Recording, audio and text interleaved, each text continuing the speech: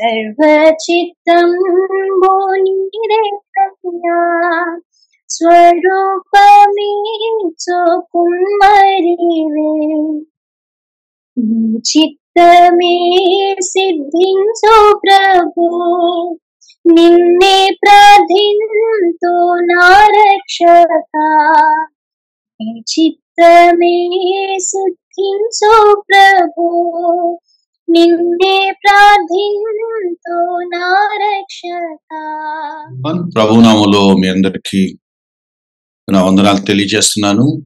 And at another week దేవుడు మనకి ఇచ్చినందుకు దేవుడు నేను స్తుతిస్తున్నాను.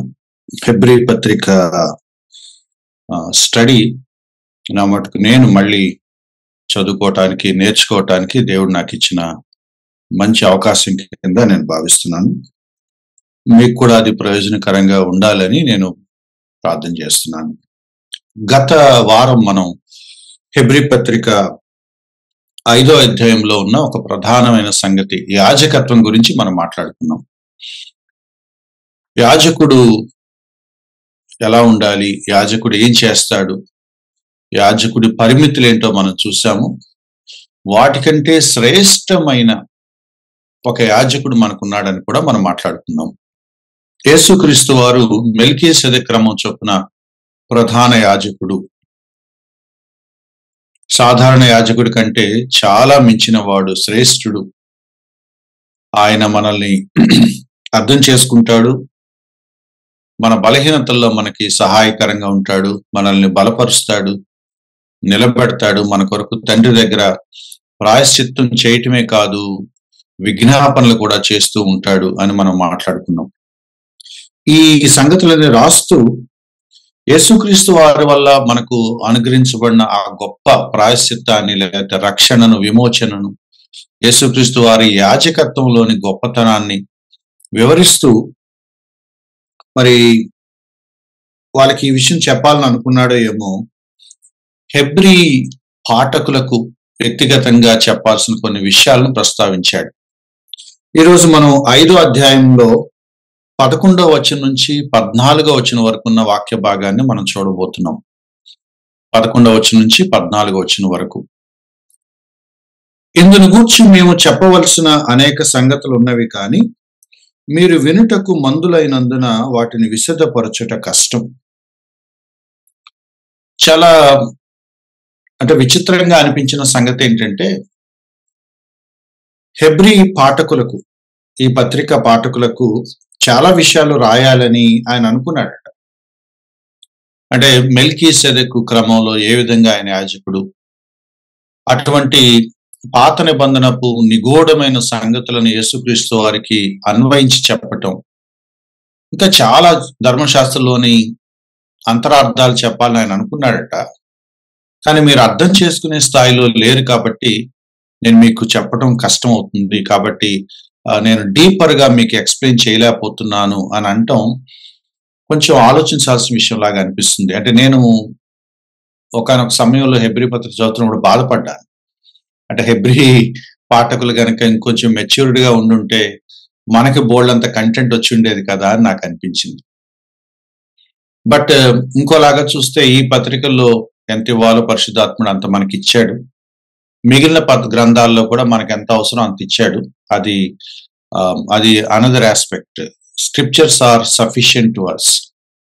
బట్ స్టిల్ అంటే పౌలు భక్తుడు ఏదో రాయాలని అనుకొని వాళ్ళ పరిణతిని, వాళ్ళ అవగాహన స్థాయిని దృష్టిలో పెట్టుకొని మీరు ఇంకా అది రీచ్ అవ్వలేదు అనేది కొంచెం బాధాకరంగా అనిపిస్తుంది. వాళ్ళ విషయంలో మరింత బాధాకరం. ఎందుకంటే నేను అంటే పౌరు భక్తుడు అనే మాట అలవాటుగా అన్నాను, కానీ పౌలు భక్తుడో లేకపోతే వేరే ఏ గ్రంథకర్త మనకు తెలియదు. హూ ఎవర్ ఇట్ ఈస్, గ్రంథకర్త తన పాఠకులకు రాసే విషయంలో కొంచెం బాధగా, అసంతృప్తిగా ఉన్నాడని అయితే మనకు అర్థమైంది.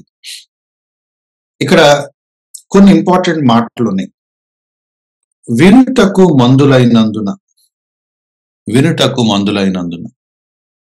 ఎందుకు వీళ్ళు లోతైన సంగతులు నేర్చుకోలేకపోతున్నారు? ఎందుకు వీళ్ళకి ఆయన నిగూఢమైన సంగతులు ఎక్స్ప్లెయిన్ చేయటానికి ఆలోచించాడు? చాలా చెప్పాల్సిన ఉన్నాయి కానీ మీరు నేర్చుకునే కండిషన్లో లేరు అన్నప్పుడు వాళ్ళ గురించి మనం తెలుసుకోవాల్సిన కొన్ని సంగతులు ఉన్నాయి. అవి మనకు కూడా వర్తిస్తాయని మనం చదువుతూ ఉంటే మనకు అర్థమైంది. మొదటి సంగతి ఏంటంటే, మీరు వినుటకు మందులైనందున. అంటే ఎంత స్ట్రైట్ గా ఈ మాట అంటున్నాడు చూడండి. మీకు అసలు వినటానికి ఇంట్రెస్ట్ లేదు అని చెప్తున్నాడు. మందులైనందున అన్నప్పుడు జనరల్ గా వాడే పదం సోమర్లు, బద్ధకం, లేకపోతే యాక్టివ్గా ఉండకపోవటం, ఇంట్రెస్ట్ చూపించకపోవటం, లేజీ, ఇన్యాక్టివ్, అన్ఇంట్రెస్టెడ్. హెబ్రీ సంఘస్థులు లేకపోతే ఈ పర్టికులర్ ఆడియన్స్ ఆయన రాస్తున్న మాట ఏంటంటే, you have no interest to learn, you have no interest to listen to what I say. విశ్వాస జీవితంలో ఈ ప్రాబ్లం చాలా మంది క్రైస్తవులకు ఉంది. వాళ్ళు వినటానికి ఇష్టపడరు, నేర్చుకోవటానికి ఇష్టపడరు. నేను ప్రత్యక్షంగా చాలా మందిని చూశాను. వాళ్ళు నేర్చుకోరు, నేర్చుకోకుండా ఎదురు మనకి చెప్తారు. వాళ్ళు నేర్చుకునే ఆసక్తి ఉన్నట్టుగా మనల్ని అడుగుతారు. మనం ఒక వివరణ ఇచ్చే లోపు వేరే మాట మాట్లాడుకుంటూ టాపిక్ డైవర్ట్ చేసుకుని వెళ్ళిపోతారు. They don't want to learn. ఎవరైనా నేర్పిస్తానన్నా కూడా వాళ్ళకి ఇంట్రెస్ట్ ఉండదు. చాలా మంది వ్యక్తం చేసే ఒక మాట ఏంటో తెలుసా? అది కూడా విశ్వాసుల్లా అనబడే వాళ్ళ దగ్గర నుంచి, ఫుల్ డే రిట్రీటా, రోజుకి రోజంతా కూర్చుంటారా, రోజుకి 4 సెషన్లు పెట్టుకుంటారా, ఏం పని బాట ఉండదా అంటున్నారు విశ్వాసులు. నాకు చాలా పజిలింగ్ గా అనిపిస్తుంది. లెర్నింగ్ గాడ్స్ వర్డ్ ని పని బాట లేని వాళ్ళు కూర్చొని వింటారు అంటే, I wonder what's happening with them. బయట వాళ్ళు అంటే వాళ్ళకి తెలియదు కాబట్టి, వాక్యం యొక్క విలువ, ఆ రుచి, దాని యొక్క ప్రయోజనం వాళ్ళకి తెలియదు కాబట్టి it's okay. But so called Christians are not at all interested in learning God's word. ఒక బైబిల్ స్టడీ అని పెట్టండి, రారు వాళ్ళు. సమ్మర్ హాలిడేస్ వస్తున్నాయి, ఒక 2 days వస్తున్నాయి, మనం కొన్ని టాపిక్స్ నేర్చుకుందాం అంటే రారు వాళ్ళు. అవి అవసరమా ఇప్పుడు అనేవాళ్ళు ఉన్నారు. మరి ఏది అవసరమో వాళ్ళకి తెలియదు. మీరు వినుటకు మందులైనందున. ఒక విశ్వాసిని మనం అతను మంచిగా దేవుని వాక్యం పట్ల ఆసక్తి కలిగిన వాడు అని ఎలా తెలుసుకుంటామంటే, he shows interest to listen to the word of God. I well remember one occasion. ఒక కాన్ఫరెన్స్ కి నేను అటెండ్ అవ్వాలని, ఒక ఆయన వస్తున్నాడు, ఆయన బోధిస్తూ ఉంటే వినాలని నేను ఆశపడి ఆయన వచ్చి ఆ 2 days నేను బ్లాక్ చేసుకుని కూర్చున్నా. Because I really want to listen to him and I really want to learn from him. Correct గా దానికి ముందు ఒక 2 రోజుల ముందు ఇంకొక కాన్ఫరెన్స్ వాళ్ళు నన్ను డేట్ అడిగారు. మాకు ఒక స్పీకర్ కొంచెం లాస్ట్ మినిట్ లో మానేశారు, కొంచెం మాకు హెల్ప్ చేస్తారా, would you please come to. నేను ఏమన్నానంటే, లేదండి, నేను ఆల్రెడీ ఒక ఆయన వస్తున్నాడు, ఆయన వాక్యం వినాలని అనుకున్నాను, కాబట్టి I'm sorry, I cannot come. వీళ్ళు ఏమన్నారు తెలుసా? అదే ఉందండి, వెళ్ళి వింటమే కదా, ఇక్కడైతే మీరు మాట్లాడొచ్చు కదా, here you are a speaker, అక్కడ మీరు వెళ్ళి అందరితో పాటు కూర్చోవాలి, ఎందుకు ఇక్కడికి రండి, యు ప్రీచ్ హియర్.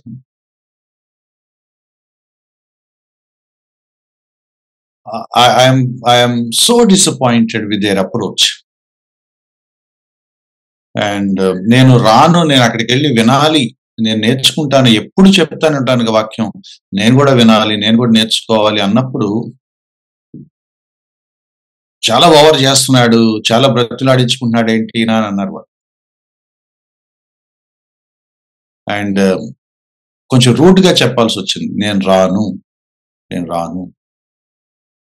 వాక్యం వింటాను అంటే అది ఒక మంచి అలవాటు అని కూడా నేటి క్రైస్తవులు అనుకోలేకపోతున్నారు.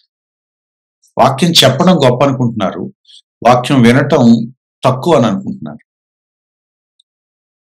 It's a great mistake. వాక్యం బోధించే కృప దేవుడు నాకు ఇచ్చాడు, దాని అర్థం నేను వినకూడదని కాదు. నేను ఎంత బోధిస్తానో అంత వినాలి, కుదిరితే అంతకంటే ఎక్కువ వినాలి. ఇది నేను మర్చిపోతే ఎట్లా? కాబట్టి ఇక్కడ చూడండి, ఈ ప్రజలు, ఈ సంఘస్థులు వినటానికి ఆసక్తి లేదట. This is a true reality. మన దగ్గర కూడా ఎవరైనా ఒక ఆయన గంట మించి వాక్యం చెప్తే సంఘస్థులు తట్టుకోలేకపోతున్నారు, బోరు కొట్టేస్తుంది, అంతంతసేపు అంటున్నారు. అండ్ నేను విశ్వాసుల గురించే మాట్లాడుతున్నాను. They are ready to watch a movie for more than 3 hours at a stretch. ఒక సినిమా 2.5 గంటలు, 3 గంటలు, 3.5 గంటలు ఎట్ ఏ స్ట్రెచ్ కూర్చొని చూస్తున్నారు, కదలకుండా, లేవకుండా. ఒక 45 minutes బైబిల్ స్టడీలో కూర్చోలేకపోతున్నారు. And you are not interested to listen to the God's word అని ప్రూవ్ అవుతుంది. కూర్చొని ఫ్రెండ్స్ కూర్చొని బాతకాన్ని వేస్తే అర్ధరాత్రి అయిపోద్ది. 1 గంట కూర్చొని వాక్యం వింటానికి వాళ్ళ కష్టం అయిపోద్ది. వాట్సాప్లు తెల్లార్లు చూస్తాం, 1 గంట సేపు ఒక చోట కూర్చొని వాక్యం వినలేము. గంటలు బయటకు వెళ్తాం, రెస్టారెంట్కి వెళ్తాం, ఎంటర్టైన్మెంట్ కోసం బయటకు వెళ్తాం, లాంగ్ రైడ్ చేస్తాం 1 గంట 2 గంటలు. But you are not patient enough to listen to a message for 30 minutes or 40 minutes.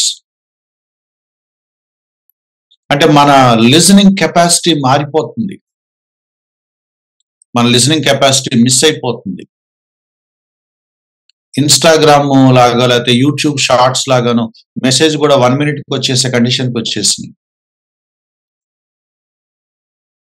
And instant message కావాలి మనకి, 2 minutes అయిపోవాలి.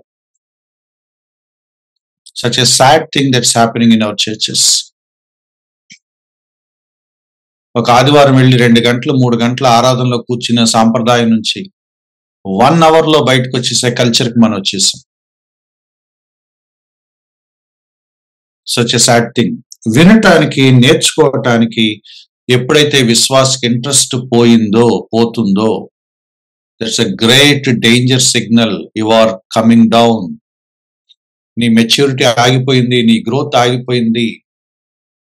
క్రైస్తవ జీవితంలో కానీ, శారీరక మామూలు జీవితంలో కానీ నేను ఇక ఎదగాల్సిన అవసరం లేదని ఎవడు అనుకోవటానికి వీలు లేదు. వయసుకు తగిన గ్రోత్ ఉండాలి, వయసు తగిన పరిణతి ఉండాలి. నేను దేవుడు నమ్ముకున్నాను, నాకు పరలోకం గ్యారంటీ, ఇక నేనే నేర్చుకోవసరం లేదని ఒక నారో మైండెడ్గా అయిపోయారు క్రైస్తవులు. పరలోకాన్ని నేను టికెట్ కొనుక్కున్నాను, ఇక నాకు ఎవరితో పని లేదు, నేను నేర్చుకోను. The moment you lost interest in learning God's word, నువ్వు స్టాగ్నేట్ అయిపోయావు. నీ స్పిరిచువల్ లైఫ్ ఒక చోట హాల్ట్ అయిపోయింది, నీ ఎదుగుదల ఆగిపోయింది. ఇట్స్ ప్రమాదకరం. 12వ వచనంలో చెప్తున్నాడు, కాలమును బట్టి చూస్తే మీరు బోధకులుగా ఉండవలసిన వారు.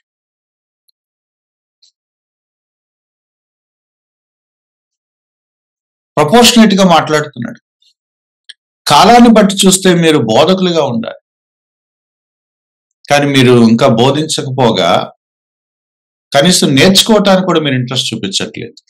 See the 2 extremes. కాలాన్ని బట్టి చూస్తే నువ్వు బోధకుడు, నువ్వు నిలబడి బోధించి చాలా మందికి వాక్యం నేర్పించాల్సిన స్థాయిలో ఉండాల్సిన వాడివి. కానీ నువ్వు ఏ స్థితిలో ఉన్నావంటే, నువ్వు ఇంకా నేర్చుకునే స్థితిలో ఉన్నావు. సరిగ్గా చెప్పాలంటే అసలు వినటానికి ఇంట్రెస్ట్ చూపించలేని కండిషన్లో ఉన్నావు. You are not ready to learn. నువ్వు బోధించాల్సిన స్థితిలో ఉండాలి యాక్చువల్గా, కానీ నువ్వు నేర్చుకునే స్థితిలో కూడా లేవు, వినే స్థితిలో కూడా లేవు. సీ ద కాంట్రాస్ట్, ఎంత గ్యాప్ ఉందో చూడండి.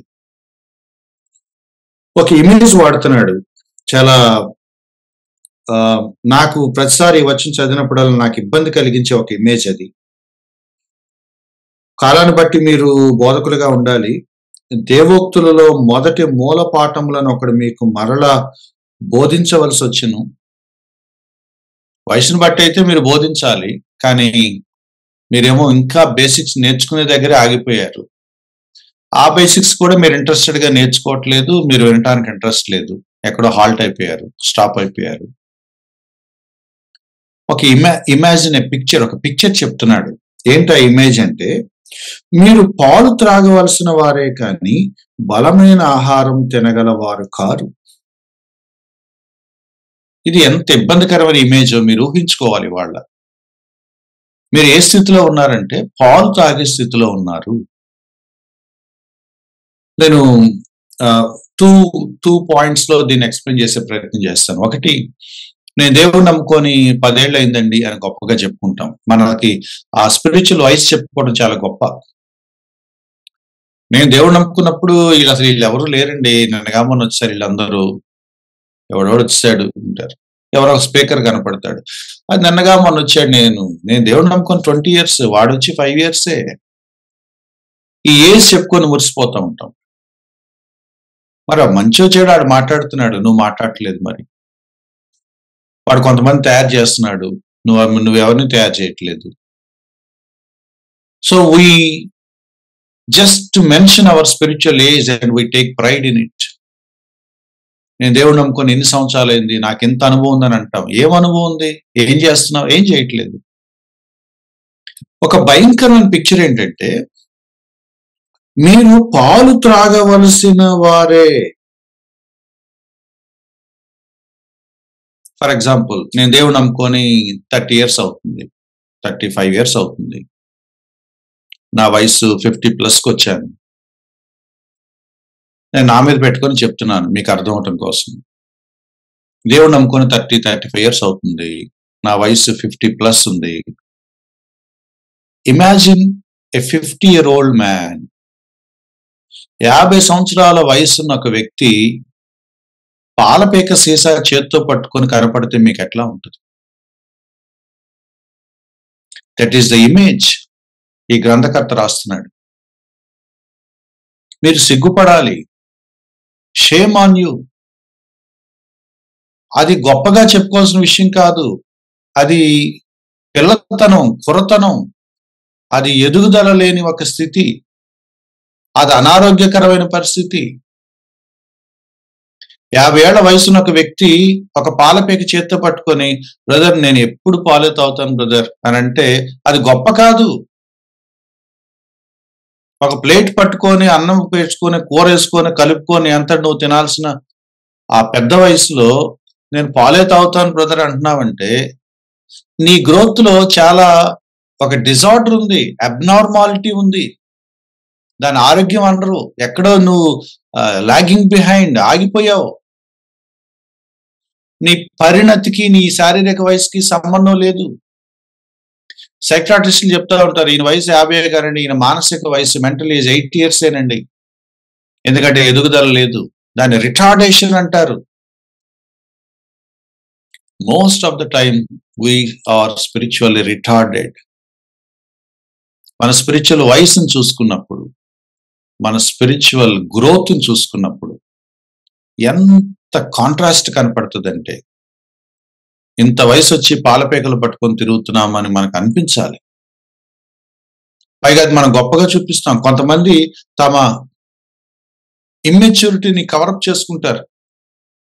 ఒక ఆయన అంటున్నాడు, బ్రదర్ మనకి ఈ డాక్టరీన్లు, ఈ వాక్యాలు ఎన్ని వద్దు బ్రదర్, ఎన్ని అనవసరం బ్రదర్, దేవుడు నమ్ముకున్నాం, చక్కగా మన పని మనం చేసుకొని మన ప్రార్థన మనం చేసుకొని అంతకంటే హాయి ఇంకోటి ఉండదు.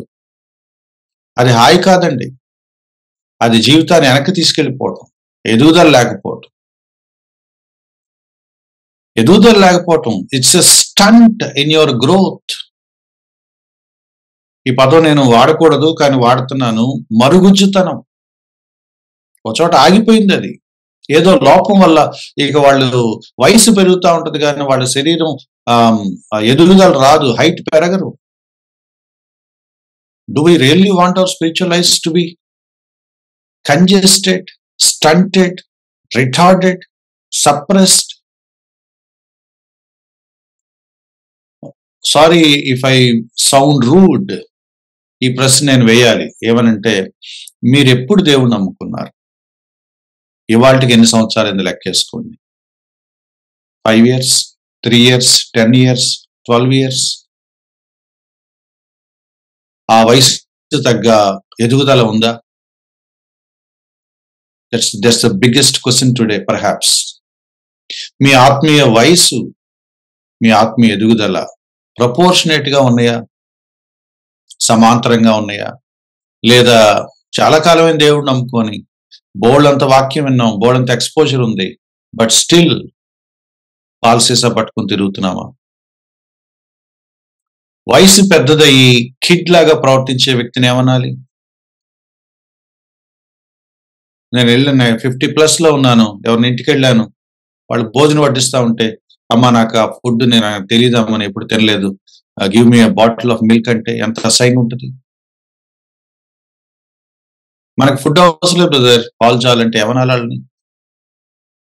స్పిరిచువల్ గ్రోత్ మంచిది కాదు అనుకునే ఒక ఘోరమైన అభిప్రాయంలో క్రైస్తవులు ఉన్నారు. ఎవరు చెప్పారో తెలీదు. డీపర్ నాలెడ్జ్ ఆఫ్ బైబిల్ మనకు వద్దంటున్నారు. అంత అవసరం లేదు బ్రదర్, లోపలికి వెళ్ళవసరం లేదు బ్రదర్, దేవుడు నమ్ముకుందాం, ప్రార్థన చేసుకుందాం, చర్చికి వెళ్దాం చాలు అంటున్నారు. చాలదని హెబ్రీ గ్రంథకర్త చెప్తున్నాడు.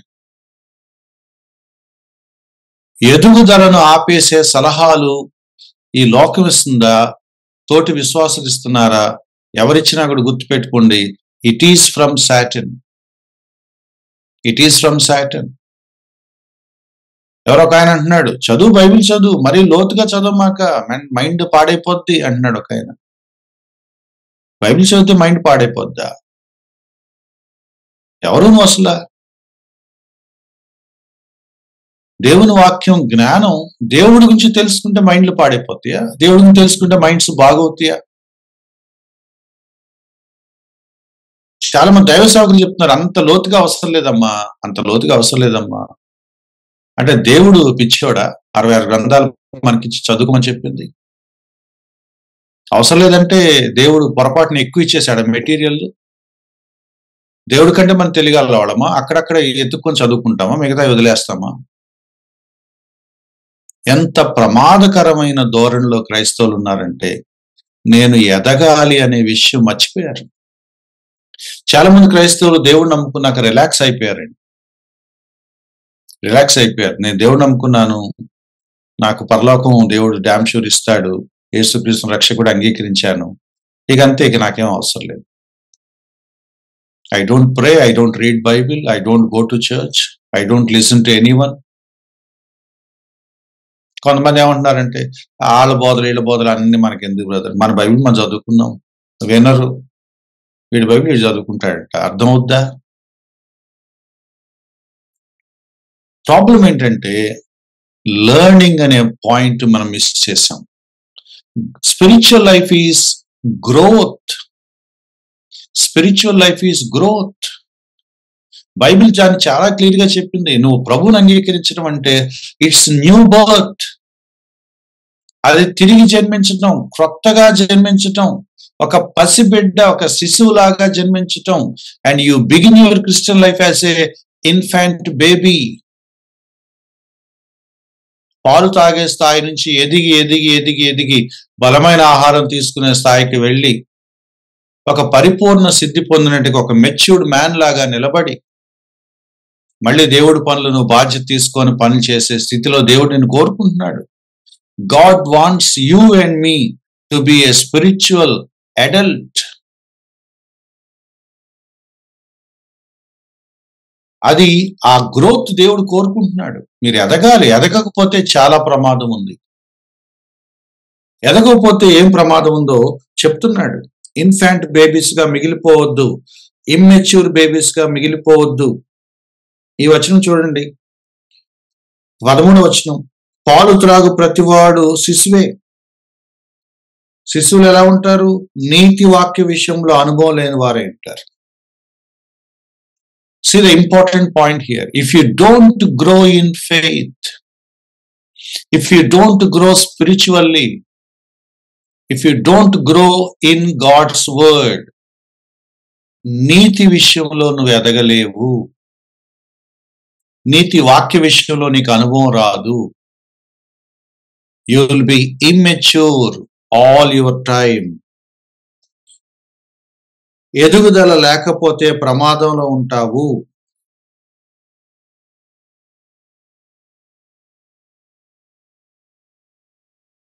ఏం నేర్పించాలి వీళ్ళకి?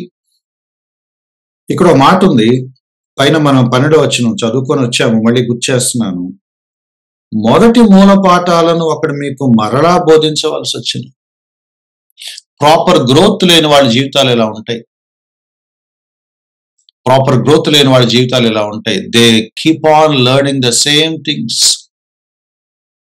చాలా చోట్ల, కొన్ని చోట్లకి వెళ్ళినప్పుడు Q&Aలు అడుగుతా ఉంటే ఒక్కోసారి ఏడుపు వస్తూ ఉంటుంది. ఎందుకంటే చిన్న చిన్నవి అడుగుతారు. ఇది ఇంకా అడుగుతున్నారేంటి, ఇంకా అడుగుతున్నారేంటి? నేను ఒకసారి ఎక్కడో Q&Aలో నాకు నిజంగా కోపం వచ్చేసింది. ఇంకా అడుగుతున్నారేంటి, ఎంతకాలం అడుగుతారు ఈ క్వశ్చన్? నా పక్కన ఒక పెద్ద అన్నాడు, సురేష్ గారు, తెలియదండి వాళ్ళకి. ఇంకా అడుగుతారండి, నాకు అర్థం కాదు. ఇంకా అడుగుతున్నారు ఏవి? చిన్న చిన్న విషయాలు. యేసుక్రీస్తు నా కోసం చనిపోయాడా అంటే ఏం చెప్పాలి? అన్న మొన్న ఇట్లా చేశాను, నాకు క్షమిస్తాడా, క్షమించడా? ఇంకా సువార్త నీకు అర్థం కాదా? ఇంకా సువార్త అర్థం కాదా? యేసుక్రీస్తు వారు క్షమిస్తాడనే మాట కూడా నీకు అనుమానం అయితే ఏం నేర్చుకున్నావు నువ్వు? మూల పాఠాలను ఒక ఆయన మరలా మరలా బోధిస్తా ఉంటే వీళ్ళు మళ్ళా వింటారట, కానీ ఎక్కదట, అర్థం కాదట. మళ్ళీ అవే లెసన్లు వింటా ఉంటారు. నాకు తెలుసు ఒక ఆయన, నాకు చాలా కాలంగా, maybe I have been watching him for more than 20 years. నేను విజయవాడ ఎక్కడికి వెళ్తే అక్కడికి వస్తాడు. అన్న అంటే నాకు ఇష్టం, అన్న వాక్యం అంటే నాకు ఇష్టం, నేను ఎక్కడికి వెళ్తే అక్కడికి వస్తాడు. బిగినింగ్ డేస్ లో అన్న అంటే నాకు ఇష్టం, అన్న వాక్యం అంటే నాకు ఇష్టం అంటే నేను సంతోషపడేవాడిని. ఈవెన్ ఆఫ్టర్ 25 years వస్తాడు, కూర్చుంటాడు, వింటాడు, వెళ్ళిపోతాడు, వస్తాడు, కూర్చుంటాడు, వెళ్ళిపో. మొన్న ఒక రోజు అడిగాను, ఏంటి జీవితం అంతా వింటవేనా? ఇక సమ్ పీపుల్కి అది టైం పాస్, తెలుసా మీకు? కొంతమంది దేవుని వాక్యం వింటున్న టైం పాస్. సినిమాలు చూడొద్దంటారు, సినిమా పాటలు వినొద్దంటారు, లేదా వేరే చూడొద్దంటారు, కాబట్టి టైం పాస్. వింటారో అర్థమవుద్దో లేదో తెలీదు. ఏం చేస్తారు, ఏం చేయరు. ఇంతసేపు విన్నావు కదా, మరి దీని సంగతి ఏంటంటే అది మరి నాకు తెలియదు, అర్థం కాలేదు. Our churches are suffering from listening capacity. వినరు, అక్కడే కూర్చుంటారు, మైండ్ ఎట్ వెళ్ళిపోతా ఉంటుంది. అటెన్షన్ పే చేసి వినటం రాదు. వినటం కోసం మిగిలినవన్నీ పక్కన పెట్టుకొని ఫస్ట్ ప్రయారిటీగా శ్రద్ధగా వినటం ఇంకా సంఘానికి అలవాటు అవ్వలేదు. కొన్ని చర్చెస్ లో ఇంకా కబుర్లు ఆడుకుంటా ఉంటారు వాక్యం చెప్తా ఉంటే. అమ్మది ఒక యూత్ మీటింగ్కి వెళ్ళి నేను అన్నాను, మీ ఇద్దరిని బయటికి గెంటేస్తానని చెప్పాను. మాట్లాడేసుకుంటున్నారు. Either you speak or I speak. ఎందుకు కఠినంగా ప్రవర్తించాల్సి వస్తుందండి? సంవత్సరాలు చర్చికి వెళుతూ నిలకడగా ఒక అరగంట వాక్యం వినలేని స్థితిలో ఉన్నామంటే are we really growing? Are we really interested in God's word? ఇక్కడ ఒక ప్రాబ్లం ని రైజ్ చేస్తున్నాడు. ఏంటి ఆ ప్రాబ్లం అంటే, మీరు శిశువులే, మీరు ఇంకా పాలు తాగే స్టేజ్ లో ఉన్నారంటే, మీరు ఇంకా బలమైన విషయాలు మాట్లాడలేదంటే, మీరు ఇంకా బోధించాల్సిన వయసులో బోధించకుండా కూర్చొని వినే స్థితిలోనే ఉన్నారంటే, మీరు ఇంకా మూల పాఠాలే, బేసిక్ ఫండమెంటల్సే మళ్ళీ వింటా, మళ్ళీ అవే డౌట్లు వస్తున్నాయి, అవే చెప్తున్నారు, ఒక స్టెప్ కూడా నెక్స్ట్ లెవెల్కి వెళ్ళి మీరు నేర్చుకోవట్లేదు, ఆలోచించట్లేదు, చదవట్లేదంటే ఏమనాలి మిమ్మల్ని? మీరు శిశువులే. సో మీకు నీతి వాక్య విషయంలో అనుభవం లేదు. You don't have the experiential knowledge of righteous word of God. Problem ఏంటో చెప్తున్నాడు. 14 వచ్చింది. వయసు వచ్చిన వారు అభ్యాసము చేత మేలు కీడులను వివేచిస్తారు. ఈ ఎగ్జాంపుల్ మనం అర్థం చేసుకున్నాం. చిన్నపిల్లలు తమ పేరెంట్స్ మీద ఆధారపడతారు. స్కూల్కి వెళ్ళేటప్పుడు ఆ పిల్ల కంప్లీట్ గా వాళ్ళ మదర్ మీద ఆధారపడుతుంది. వాళ్ళ మదరే ఆ ఫ్రాక్ వేయాలి, వాళ్ళ మదరే ఆ జడేయాలి, వాళ్ళ మదరే పౌడర్ రాస్తుంది, వాళ్ళ మదరే బెల్ట్ పెట్టుద్ది, షూస్ వేస్తుంది, క్యారేజ్ కట్టుద్ది, బ్యాగ్ తీసి భుజాన్ని తగిలిస్తుంది, మెల్లగా నడిపించుకుంటూ స్కూల్ దగ్గర దించి లోపలికి పంపిస్తుంది. స్కూల్ నుంచి రాగానే మదరే ఆ డ్రెస్ తీసేసి ఇంకో డ్రెస్ వేస్తుంది. And the baby is dependent on her mother. కొంచెం పెరుగుతున్న కొద్దీ ఈ పిల్ల ఏమంటదంటే నేను వేసుకుంటానంటా ఉంటుంది. వేసుకోవటం స్టార్ట్ చేస్తుంది. ఇంకొంచెం పైకి వచ్చాక తన బ్యాగ్ రెడీ చేసుకుంటుంది, తన సాక్స్ తన షూస్ తనే వేసుకుంటుంది, తన థింగ్స్ అన్ని తనే అరేంజ్ చేసుకుంటుంది. తన మదర్ మీద డిపెండ్ అయ్యే పిల్ల హైయర్ క్లాసెస్కి వచ్చే టైంకి తన పనులు తనే చేసుకుంటా ఉంటుంది. నేను నీకు డ్రెస్ వేస్తానంటే ఒప్పుకోదు. నేను వేసుకుంటాను, నేను తలదూకుంటాను, నా పనులు నేను చేసుకుంటాను, నువ్వు నన్ను స్కూల్ దగ్గర డ్రాప్ చేయవసరం లేదు, నేను వెళ్ళగలను, నాకు ఆ రూట్ తెలుసు. అండ్ చిన్నప్పుడు ఇది తిన్నా వద్దా, ఇది వేసుకోవాలా వద్దా, ఈ పైన చేయనా వద్దా అని అడిగే స్థాయి నుంచి పెద్దయ్యాక వాళ్ళకి నచ్చిన డ్రెస్ వేసుకోవటం స్టార్ట్ చేస్తారు. That's the growth. ఇప్పుడు నేను మా అమ్మాయికి పలానా డ్రెస్ వేసుకోమని చెప్తా ఉంటే మా అమ్మాయి ఉంటుందంటే యు ఆర్ అవుట్డేటెడ్ అంటుంది.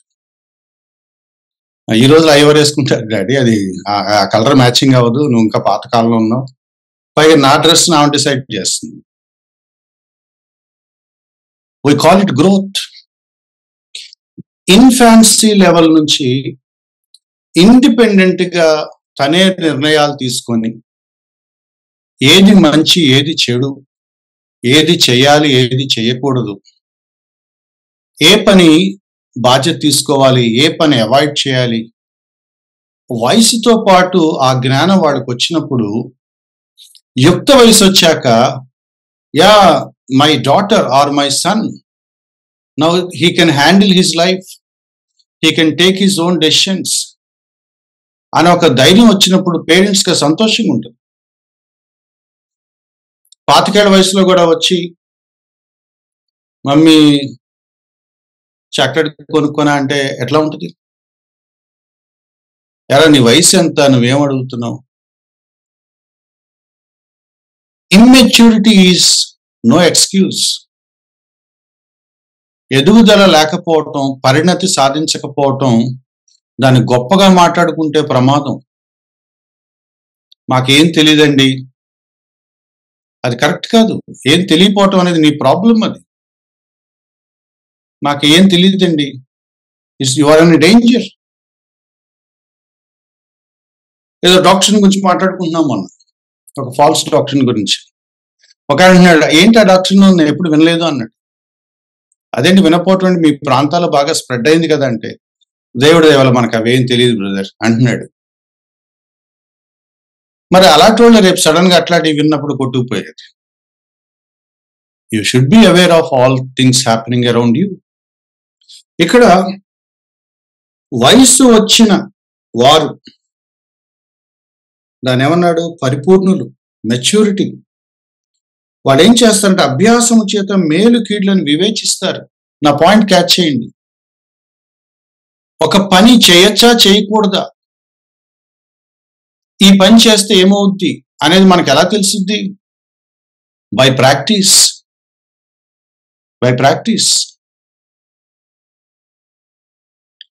ఎవరితో మాట్లాడాలి ఎవరితో మాట్లాడకూడదు నాకు ఎలా తెలుసుద్ది? By practice. నేను కొంతమందితో మాట్లాడతాను, మెల్లగా వాళ్ళు నాకు మంచి వాళ్ళలాగా అనిపిస్తారు. కొంతమంది మాట్లాడుతూ ఉండగా కొంత ట్రూ కలర్స్ నాకు అర్థమవుతూ ఉంటాయి. కొంతమంది నన్ను మోసం చేస్తారు, కొంతమంది నన్ను ఇంప్రెస్ చేస్తారు. అండ్ కాలక్రమంలో I decide to whom with I should have a friendship and to whom I should cut my friendship. కొన్ని దెబ్బలు తిన్నాక కొంతమంది నేను పక్కన పెడతాను, కొన్ని దెబ్బలు తిన్నాక కొంతమంది వాల్యూ నాకు అర్థమవుతుంది. I make mistakes but I learn from them. నేనేం చేస్తున్నానంటే నా థింకింగ్కి పని పెడుతున్నాను, నిర్ణయాలు తీసుకుంటున్నాను. కొన్నిసార్లు నిర్ణయాలు మంచి ఫలితాలు రావచ్చు, కొన్నిసార్లు మంచి ఫలితాలు రాకపోవచ్చు. But when I keep on thinking, when I keep on making decisions, నా బ్రెయిన్ నేను వాడుతున్నంత కాలం, నా మనసుకు నేను పని పెట్టి నిర్ణయాలు తీసుకుంటున్నంత కాలం నేను ఎదుగుదలకి వెళ్తా ఉంటాను, నేర్చుకుంటా ఉంటాను. అండ్ అనుభవం మీద నేను చాలా నేర్చుకుంటాను. చిన్నప్పుడు కిడ్ లాగా ఉన్నప్పుడు పేరెంట్స్ మీద డిపెండ్ అయ్యే పిల్లలు వయసుతో పాటు ఎదుగుతూ, వయసు తగ్గ శరీరాన్ని వాళ్ళు అభివృద్ధి చేసుకుంటూ, మనసును కూడా అభివృద్ధి చేసుకుంటూ, తమకు తాముగా నిర్ణయాలు తీసుకుంటూ ఎక్కడి దాకా వస్తారట? అభ్యాసం చేస్తారట. ఏంటి అభ్యాసం అంటే మేలు కీడులను వివేచించే ఒక అభ్యాసం. ఒక వయసు రాగానే ఎవ్వరు వాళ్ళకి చెప్పవసరం లేదు. They discern what is good, what is evil. మేలు కీడు, ఏది మంచి ఏది చెడు, ఏది అనాలి ఏది అనకూడదు, మెల్లగా వాళ్ళంతటా వాళ్ళకి అర్థమైపో. చిన్నప్పుడు పేరెంట్స్ చెప్పేవాళ్ళు, ఒక వయసు వచ్చాక ఇప్పుడు ఎవరు చెప్పవసరం లేదు. ఒక వయసు వచ్చాక నాలాంటి వాడు వెళ్ళి నా కూతురు నాన్న అక్కడ జాగ్రత్త అలా చేయొద్దంటే ఇప్పుడు ఏమంటున్నారు? నాకు తెలుసులే డాడీ అంటున్నారు. ఎందుకు? They have grown up. Now talking about spiritual growth. Physical growth లోనే వయసు తగిన పరిణతి చెందినప్పుడు ఏం చేయాలో ఏం చేయకూడదో మేలు కీళ్లను వివేచించే ఒక స్కిల్ పెరిగినప్పుడు, పరిణతి వచ్చినప్పుడు, and what about our spiritual lifes? ఆత్మీయంగా ఎదుగుతున్నప్పుడు ఆత్మీయ వయసుతో పాటు సమానంగా ఆత్మీయ అభివృద్ధిని మన జీవితంలో కలిగినప్పుడు, అండ్ స్పిరిచువల్ డిజర్న్మెంట్ సంగతి ఏంటి? ఆత్మీయ విషయాలలో వివేచించొద్దా? వివేచించండి అని బైబిల్ చెప్తున్నప్పుడు ఎందుకు నెగ్లెక్ట్ చేస్తున్నాం దాన్ని? మనం మేలు కీళ్ళేంటో తెలుసుకోగలిగినప్పుడు స్పిరిచువల్ గా ఏది మేలో, స్పిరిచువల్ గా ఏది ప్రమాదమో, ఏది కీడో మనకి ఎందుకు అర్థం కావట్లేదు? ఏది సత్బోధ, ఏది సద్బోధ కాదు, ఏది అబద్ధ బోధ, ఏది మంచి బోధ మనకెందుకు తెలియట్లేదు? బికాస్ ఆ డిజర్నింగ్ మనలో ఎదగలేదు, ఆ గ్రోత్ మనలో కనపడలేదు. చాలాసార్లు బ్లేమ్ చర్చెస్ మీద వేస్తారు చాలా మంది. మా పాస్టర్ గారు సరిగా వాక్యం చెప్పరండి, మా చర్చిలో సరిగా వాక్యం ఉండదండి. మేబీ చెప్పలేదేమో, but that's not the excuse. నాకెవరూ చెప్పలేదు కాబట్టి నేను ఇగ్నోరెంట్ గా ఉండిపోనా? నాకెవరూ నేర్పించలేదు కాబట్టి నేను ఇమ్మెచ్యూర్ గా మిగిలిపోనా? ఇమ్మెచ్యూరిటీకి మీరు సాకులు చెప్పొద్దు. ఇమ్మెచ్యూరిటీకి ఒకే ఒక సాకు ఏంటంటే మీరు నేర్చుకోలేదు, మీరు ఎదగలేదు, మీరు ఇంట్రెస్ట్ చూపించలేదు. ఒక ఆయన అడిగారంట, నువ్వు చూస్తా భలే స్పీకర్ అయిపోయావయ్యా అన్నాడంట. అప్పుడు ఆయన అన్నాడు, నేను చదివాను, నువ్వు చదవలేదు అన్నాడంట. ఆయన ట్రూ ఆయన నేర్చుకున్నాడు, చదువుకున్నాడు, ఆ వయసు తగ్గట్టుగా ఆయన దాన్ని వ్యక్తం చేస్తున్నాడు. And you are settled in a place where you no longer learn God's word. Physical growth లాగా వయసు తగినట్టుగా స్పిరిచువల్ గ్రోత్ కూడా ఉన్నప్పుడు బై ప్రాక్టీస్ నీకేమొస్తుందంటే వివేచించే ఒక సామర్థ్యం వస్తుంది. ఆలోచిస్తూ ఉంటే మనసు ఎలా అయితే పరిణితి చెందుతో నిర్ణయాలు తీసుకోగలుగుతామో, మంచి చెడులు పసిగట్టగలుగుతాము, మనుషుల్ని గుర్తుపట్టగలుగుతాము, మనుషుల్ని వివేచించగలుగుతాము. స్పిరిచువల్ గా కూడా you will grow in to maturity. Discernment అనేది ఒకటి ఉంది. బైబిల్ చెప్తుంది, వివేచించండి. గుడ్డిగా దేన్ని నమ్మద్దు, వివేచించండి. మేలు కీడులను వివేచించండి. రైట్ డాక్ట్రిన్ ఏది, రాంగ్ డాక్ట్రిన్ ఏది అని మనకు ఎలా తెలుస్తుంది? You have to grow in scriptures. No other way. No other way. చాలా మంది క్రైస్తవులు ఎట్లా ఉన్నారంటే, అన్న పలానా డాక్టర్ను రైటా రాంగా అడుగుతున్నారు నన్ను.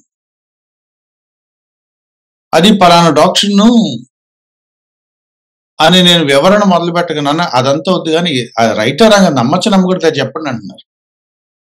సరే నమ్మకూడదని అన్నా అనుకోండి, ఓకే అంతే, అన్న చెప్పాడుగా నమ్మకూడదు అంతే. మళ్ళీ ఒక 4 రోజుల తర్వాత చేసేవాడు, అన్న మరి వాళ్ళు చెప్పేది రీజనబుల్ గానే అనిపిస్తుంది అన్న అంటాడు. అని నేను చెప్పే వివరణ నువ్వు వినకుండా నీకు రెడీమేడ్ ఆన్సర్ కావాలి, మళ్ళీ కన్ఫ్యూజన్ డౌట్లు ఉన్నాయంటే when will you learn? When will you learn? నేర్చుకోకుండా ఎదుగుదల ఉండదు. నేర్చుకోకుండా పరిణతి రాదు. ఆత్మీయంగా ఎదగటానికి ఒకే ఒక దారి దేవుని వాక్యం లోతుగా అర్థం చేసుకోవటం. దేవుని వాక్యం పాలు తాగే స్థాయి నుంచి బలమైన ఆహారం తీసుకునే స్థాయికి దేవుని వాక్యాన్ని ధ్యానించటం. నో అదర్ వే. కొంతమంది సూపర్ స్పిరిచువల్ డైలాగ్స్ చెప్తా ఉంటారు. They don't open the Bible and they say that they spend in prayer round the clock. అది గొప్ప ఇదిలా చెప్తారు. ఒక ఆయన అన్నాడు, బైబిల్ ఏముందండి, బైబిల్ ఎవరైనా చదువుతారు, దేవుడితో మాట్లాడితే దేవుడు చెప్తాడు. బైబిల్ అందరిది. పాస్టర్ గారు నాతో అన్నాడు, దేవుడు మనకి చెప్పాలి, అది బోధ అంటే. మీరు బైబిల్ చదివి తెలుసుకున్నారు, నాకు దేవుడు చెప్పాడు అంటున్నాడు. ఫులిష్నెస్.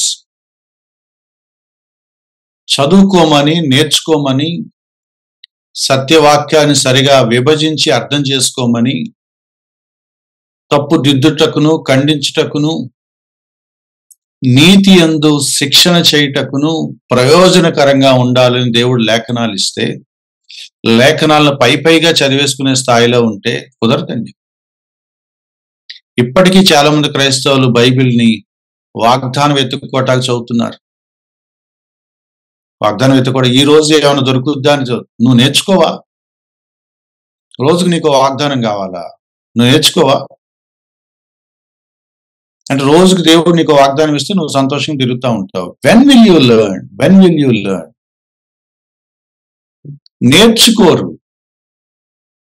నేర్చుకోరు కానీ వయసుని చెప్పుకుంటా తిరుగుతూ ఉంటారు. ఎంత అసహ్యంగా, ఎంత ఆక్వర్డ్గా ఉంటుందంటే, life time they carry a milk bottle of a baby in their hands and they say that they are senior believers in the church. ఒకసారి కోపం వచ్చి, ఏం ఉపయోగం నువ్వు ఇన్ని సంవత్సరాల ముందు దేవుడు నమ్ముకొని అని అడగాలనిపిస్తూ ఉంటుంది. ప్రసంగికులకి గాలి కొట్టేవాళ్ళు ఎక్కువ మంది ఉంటారు. బ్రదర్ ఇవాళ భలే చెప్పారు బ్రదర్, నేను దేవుడు నమ్ముకొని ఇన్ని సంవత్సరాలు నేనేనాడు వినలేదు బ్రదర్. ఎందుకు వినలేదు? నేనేవాడు కొత్త సంగతి ఏం చెప్పలా. వాట్ ఈస్ రిటర్న్ అదే నేను చెప్పాను, నువ్వు చదవలా ఇంతకాలం అంతే. It's not the credit of the preacher, it's the ignorance of you. నీ ఇగ్నోరెన్స్, నువ్వు చదవక నీకు అది వాడు కొత్తగా అనిపిస్తుంది అంతే. నేను ఒకసారి ఒక చర్చిలోకి వెళ్ళి వాక్యం చెప్పాను. 1 యోహాను పత్రిక 1వ అధ్యాయం, మన పాపను మనం ఒప్పుకునేలా ఆయన నమ్మదగిన వాడు అని కన్ఫ్యూస్ చేయండి, దేవుడు క్షమిస్తాడని నేను ఒక 35 మినిట్స్ చెప్తే ఆ పాస్టర్ గారు ఏమన్నారు తెలుసా? భలే థియాలజీ చెప్పారండి మీరు అంటున్నాడు. భలే థియాలజీ చెప్పారండి, చాలా డీప్ గా చెప్పారంటే, నేనేం థియాలజీ చెప్పలేదే, నేను ఒక వచనాన్ని ఎక్స్ప్లెయిన్ చేశాను, చాలా డెప్త్లో చెప్పారండి మీరు. ఎంత ట్రాజిక్ గా ఉన్నాయి చర్చ్ కండిషన్స్. మన పాపాలు మనం ఒప్పుకుందాం, దేవుడు మనల్ని క్షమిస్తాడని చెప్తే థియాలజీ అంటే ఇంకేం మాట్లాడతామండి? A simple truth, confess our sins, God will forgive us అంటే చాలా డెప్త్ లో చెప్పారు బ్రదర్ మీరంటే ఏమనాలి? అది డెప్తా? It's the first lesson of a believer, first step of Christianity. And దాన్ని నువ్వు డెప్త్ అన్నావంటే ఇంక మిగతా ఏమంటావు? ఇక్కడ ఒక ఇంపార్టెంట్ స్టేట్మెంట్ ఇస్తున్నాడు. సాధకము చేయబడిన జ్ఞానేంద్రియాలు ఎక్సర్సైజ్, సాధకం చేయాలి, ప్రాక్టీస్ చేయాలి. నీ జ్ఞానేంద్రియాలు, దేవుడు నీకు ఇచ్చిన విజ్డమ్ కి, నాలెడ్జ్ కి సంబంధించిన things, thinking, intellect, brain, mind, వాటిని వాడండి, వాటికి పని పెట్టండి. మానసికంగా మనం ఎదగాలి, జ్ఞానంలో ఎదగాలి, లాజికల్ గా ఎదగాలి, రేషనల్ గా ఎదగాలి, ఇంటలెక్చువల్ గా ఎదగాలి. అసలు దేవుడు నమ్ముకున్నాక నాకు జ్ఞానంతో పని లేదంటున్నారు చాలా మంది. యాంటీ ఇంటలెక్ట్ అనే ఒక దరిద్రమైన పోకడ చర్చస్ వచ్చేసింది. ఏం అడగద్దు, ఏం ఆలోచించద్దు,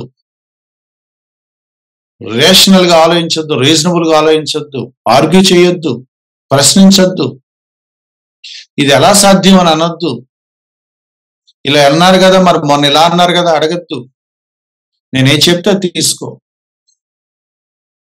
బాబు మరి ఇలా రాసింది, మరి ఇలా రాసిన దాని ప్రకారం దేవుడైతే మరి ఇలా చేయడు అంటే, ఆ మానవ జ్ఞానం మనకు వద్దు బ్రదర్. మరి ఇదో పెద్ద డైలాగ్ ఇది, మానవ జ్ఞానం మనకు వద్దు బ్రదర్. మరి నువ్వు మనిషివేగా, మానవ జ్ఞానం వద్దంటే ఏం కావాలి నీ జ్ఞానం?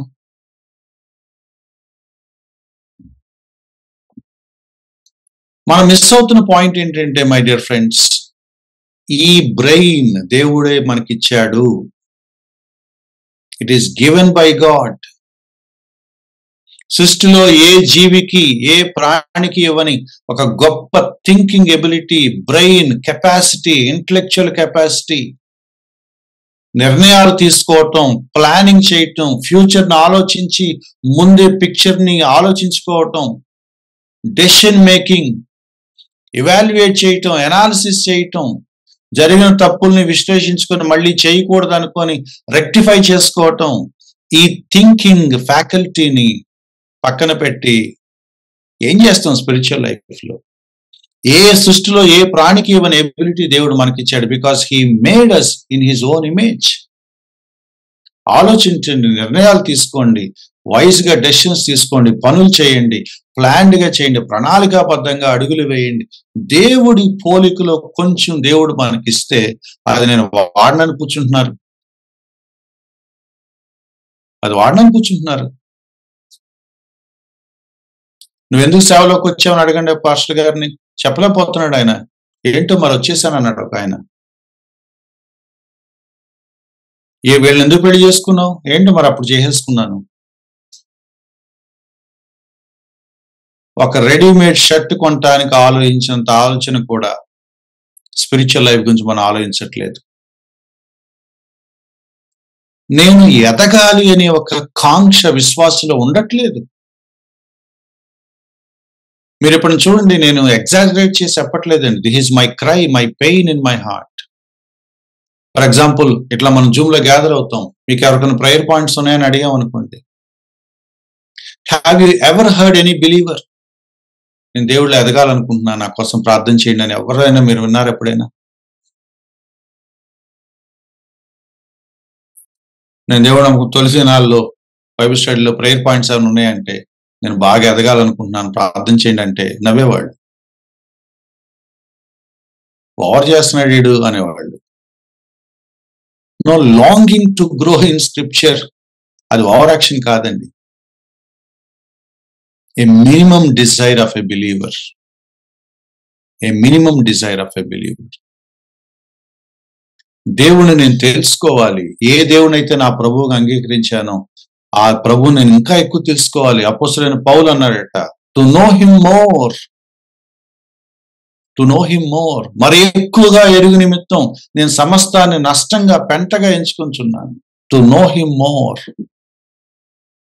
ఫిలిప్పీలు రాసిన పత్రిక వచ్చింది, మీకు చూపిస్తాను. ఫిలిప్పీలు రాసిన పత్రిక 3వ అధ్యాయం 8వ వచనం నేను చదువుతున్నాను.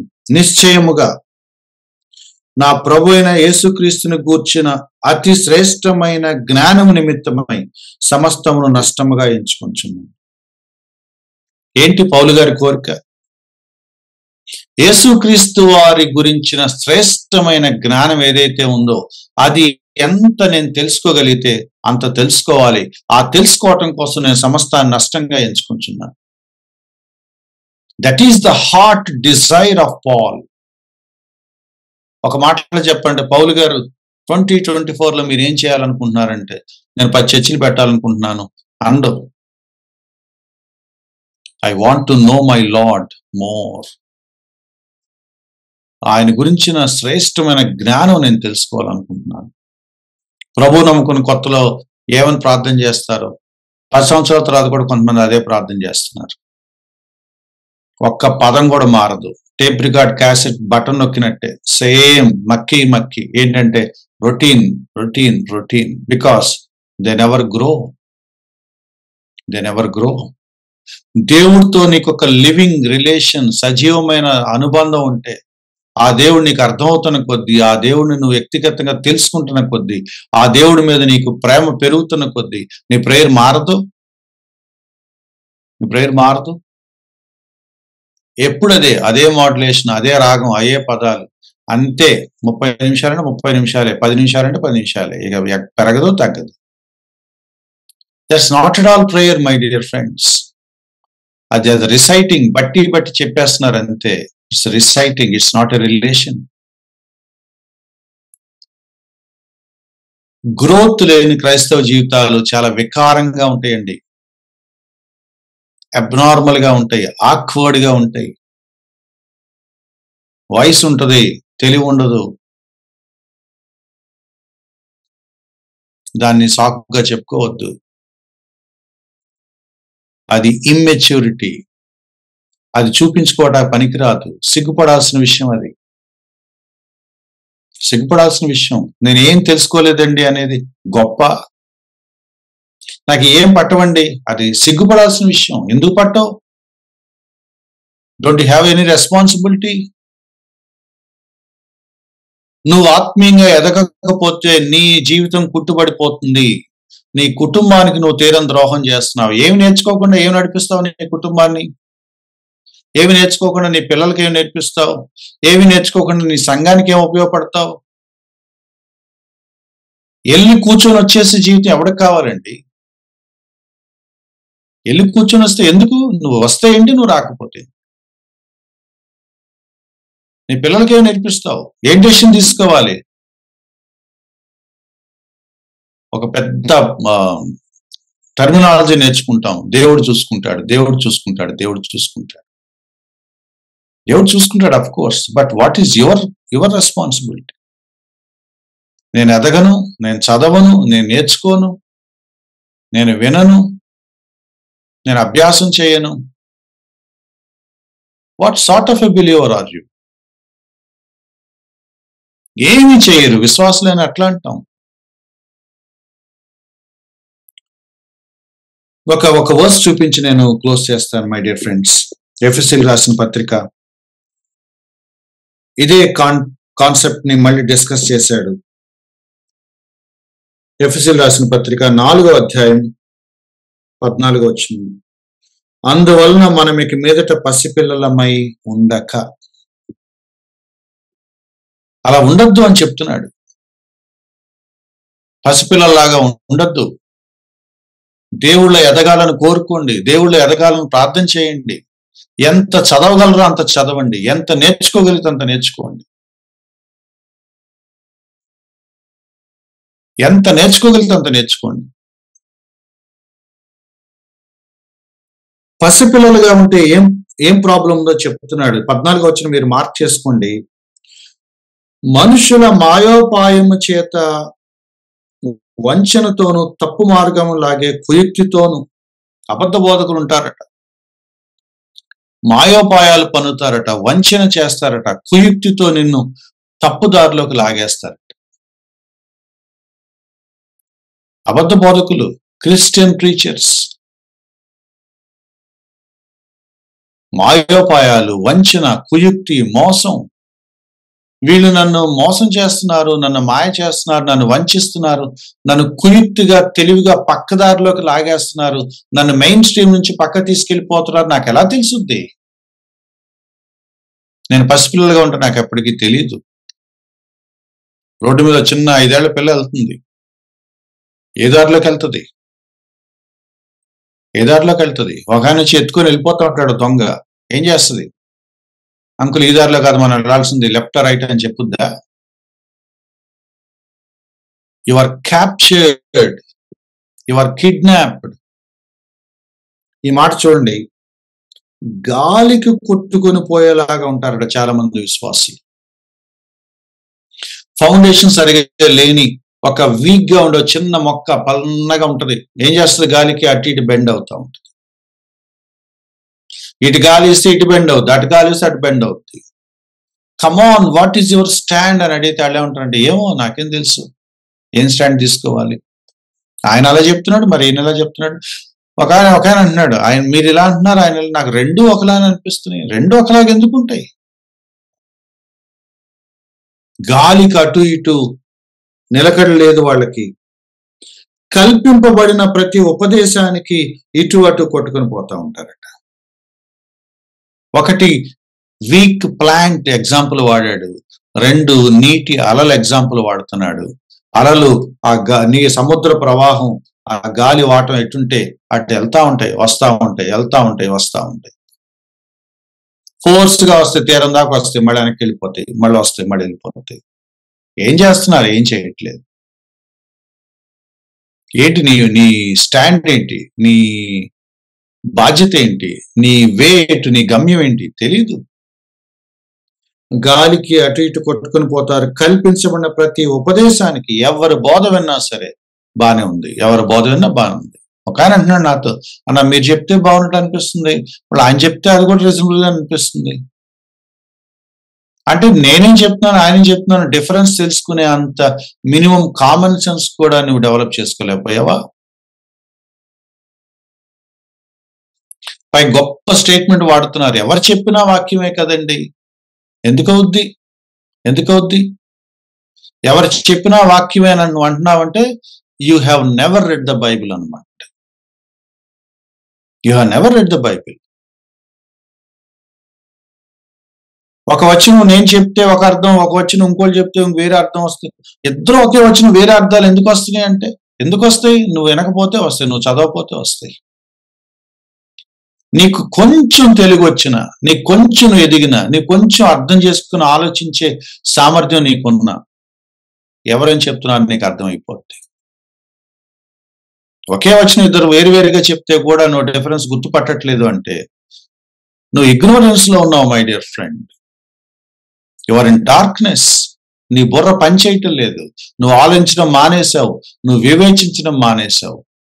వివేచించటాన్ని కూడా మళ్ళీ చేతగానితనంగా కవరప్ చేసుకోవటానికి ఏమంటున్నారంటే, మనం ఎవరిని విమర్శించొద్దు బ్రదర్, మనకి ఎవరు తీర్పు తీర్చొద్దు బ్రదర్ అంటున్నారు. అంటే నువ్వు మంచి చెడు గుర్తుపట్టకపోవటం నీ తప్పు, దాన్ని మనం సమర్థించుకుంటే అది పెద్ద ప్రేమ లక్షణం లాగా చెప్పడం. మళ్ళీ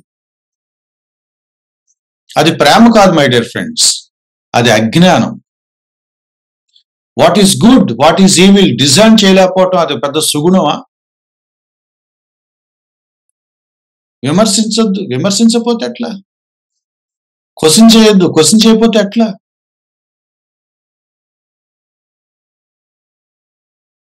సత్యాన్ని బలి చేసే ప్రేమ మనకు వద్దండి. సత్యాన్ని అన్యాయం చేసేసి వక్రీకరించే ఆ టాలరెన్స్ మనకొద్దు. ప్రేమ దుర్నీతిని సహించదు. 1 కొరింథీ పత్రిక చెప్తుంది 13వ అధ్యాయం. ప్రేమ నీతిని సహిస్తుంది, దుర్నీతిని సహించదు. నువ్వేం చేసినా రైట్ అనేది ప్రేమ ఎందుకు అవుద్ది? అది మోసం చేయటం అవుతుంది. నేను అందరితో ప్రేమగా ఉంటాను అనేది అబద్ధం. You are sacrificing truth. ఈ మాట చూడండి, అలలాగా కొట్టుకొని పోతారట, అలల చేత ఎగరగొట్టబడిన వారమై అవుతారట. ఇమ్మెచ్యూరిటీకి కాస్ట్ ఏంటో తెలుసా? అబద్ధ బోధల చేత వెళ్ళిపోతావు, ఎక్కడ తేల్తావో కూడా తెలియదు. నువ్వు నేర్చుకోకుండా, నువ్వు చదవకుండా, నువ్వు ఎదగకుండా ఎవరో వచ్చి నన్ను మోసం చేశారు అంటే కుదరదు. యుగాంతపు సూచనలు ఏంటి అని యేసుక్రీస్తు వారిని అడిగితే యేసుక్రీస్తు వారు ఏమన్నారు తెలుసా? ఎవడు మిమ్మల్ని మోసపరచకుండా చూసుకోండి అన్నాడు. ఎవరు మిమ్మల్ని మోసపరచకుండా చూసుకోండి. It is your responsibility. మోసం చేసే వాళ్ళు ఎప్పుడు ఉంటారు.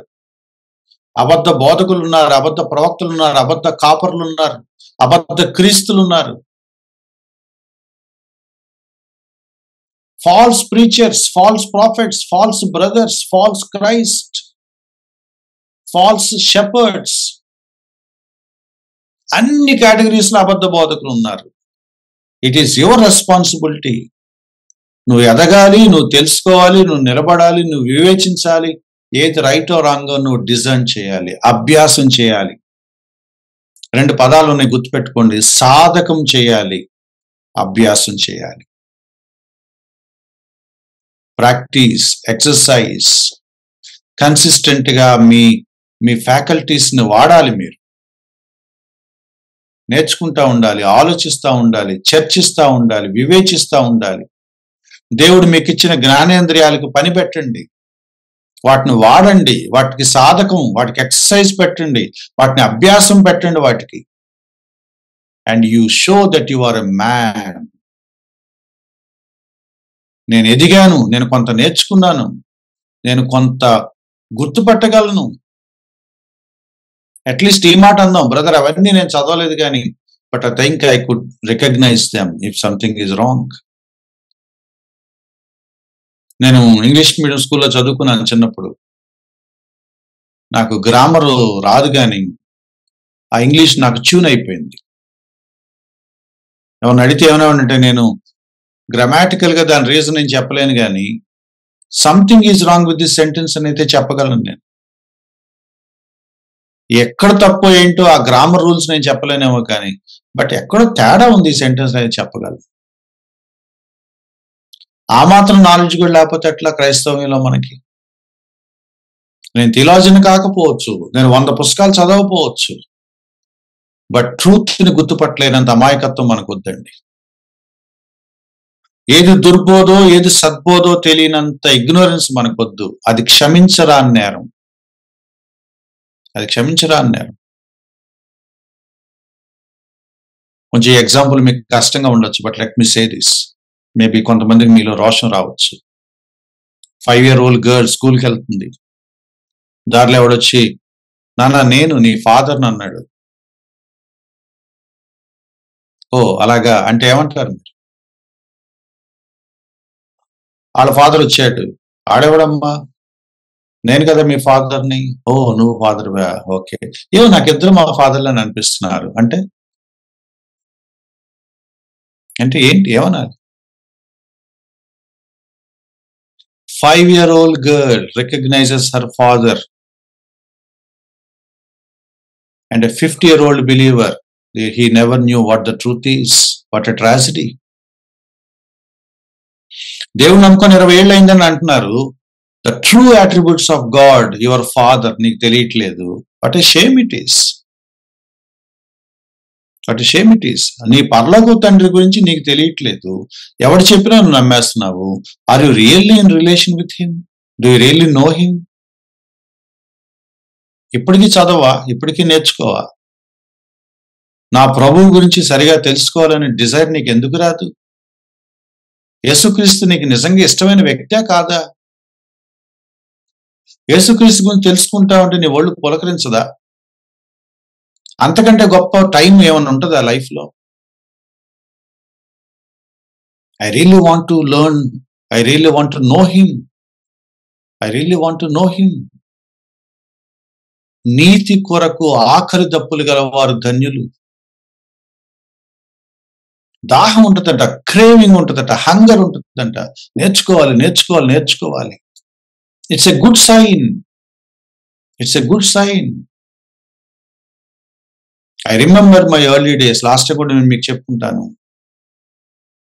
పరిగెత్తుకుంటూ వెళ్ళేవాళ్ళం వాక్యం వినటానికి. ఒక 5 నిమిషాలు లేట్ అయిపోతే ఏడుపు వచ్చేది. అమ్మో మిస్ అయిపోయాను, మెసేజ్ మిస్ అయిపోయాను. I really want to learn. ఇవాళ వీళ్ళు మీటింగ్ పెడితే అక్కడికి వెళ్ళేవాడిని, వాళ్ళు మీటింగ్ పెడితే ఎక్కడ చెప్పినా ఎవరు చెప్పినా నేర్చుకోవాలి, నేర్చుకోవాలి. ఎంత తెలుసుకుంటాను తెలుసుకోవాలి. Because my saviour, my lord, ఏ వ్యక్తి అయితే నా జీవితంలో కేంద్ర స్థానాన్ని ఆక్యుపై చేశాడో, ఈయనే నా ఎంటైర్ లైఫ్ కి ఇంపార్టెంట్ పర్సన్ అని అనుకున్నాను, ఆయన గురించి నేను తెలుసుకోవాలని ఇంట్రెస్ట్ నాకు లేకపోతే, am I really a Christian? Am I really born again? Am I a believer? మీ ఆత్మీయ వయసుకి తగినట్టుగా మీ ఆత్మీయ ఎదుగుదల లేకపోతే మీదే ప్రాబ్లం. మీదే problem. You don't grow in love, you don't grow in any aspect. నీ ఎదుగుదల అయిపోయింది అంతే, నువ్వు ఎదగవు. ఈ స్పిరిచువల్ లైఫ్ మీనింగ్ ఏమి ఉండదు. నువ్వేం చేస్తా ఉంటావు అంటే వెళ్ళి కూర్చొని వచ్చేస్తా ఉంటావు అంతే. వెళ్ళి కూర్చొని వచ్చేస్తా ఉంటావు. నో యూస్, ఎవరికి ఉపయోగపడవు. నువ్వే నేర్చుకో, నువ్వు ఎవరికి ఏం చేయలేవు. నీ వల్ల నీకు ఉపయోగం ఉండదు, నీ ఫ్యామిలీకి ఉపయోగం ఉండదు, నీ పిల్లలకి, నీ హస్బెండ్కి, నీ భర్తకి, నీ భార్యకి, నీ నైబర్స్కి, నీ చర్చిలో తోటి విశ్వాసులకి ఏం చెప్తావు, ఏం నేర్పిస్తావు? ఏమో బ్రదర్, ఏం చేయాలో నాకు తెలియట్లేదు.